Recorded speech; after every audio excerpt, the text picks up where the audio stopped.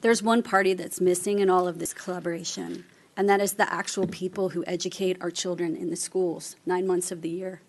They were not part of this discussion, and only because of a last-minute vote on Monday did their compensation marker increase enough to not, again, keep pace even with all of the cost of living increases we heard about over however many weeks of an operating budget. Plain old county employees are getting a 4% increase this year, COLA. The police department that you speak of, also, I believe, a 4% increase. Why that privilege, why that right, why that whatever noun is not extended to our teachers, I haven't heard a good reason yet. Not at all.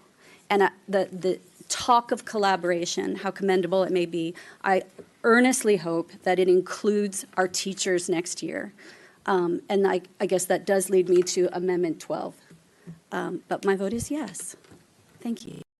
This amendment, as has been alluded to in some of our earlier discussions today, expresses the council's strong support for entering into the same sort of multi-year agreement, compensation agreement, for the educators that we have for all of the other organized labor organizations agreements we approved earlier today. As we've conducted it over the last 6 years that the 5 of us have been in office, the budget season is a trauma for our educators. And unlike some of the comments we've heard today, I actually think this year was even worse. On the eve of Dr. Martirano's retirement, it was announced that some hundreds of teachers' positions would be eliminated, and that's how budget season started, at least on our side.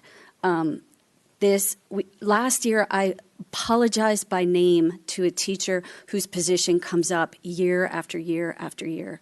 The fact that we continue to do this to them is insane, and I'm grateful that it sounds like this will pass. I'm hopeful that the school board and the school system will hear us, and that trauma will be avoided at least for 2 out of every 3 years that these agreements are negotiated. My vote is yes. I will conclude with this, and that is page 322 of the operating budget. It's easy to collaborate when there's tons of cash being thrown around. Tons and tons of cash. This is the 3rd year of a windfall exceeding $100 million. And it's not, I don't think, A, sustainable, but B, reasonable to happen year after year. Where that takes its cut is in the operating budget. Okay, so the $80 million of giveaways on page 322, if we cared about affordable housing, that would have bought that.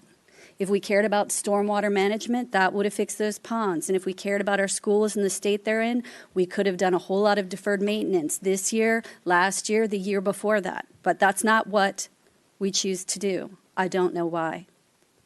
I really don't know why. I hope next year we don't have the same conversation, that we don't have a windfall for the 4th year in a row. And then if we do, we talk as a community about what we should tackle with that windfall. Hopefully it's unnecessary because we're done doing this. But I appreciate the changes as they arrived. Certainly on the Elkridge side, as some of my colleagues have enumerated, it has been a blessing in terms of finally seeing your name, your community's name, and the projects that you deserve appear in a budget book.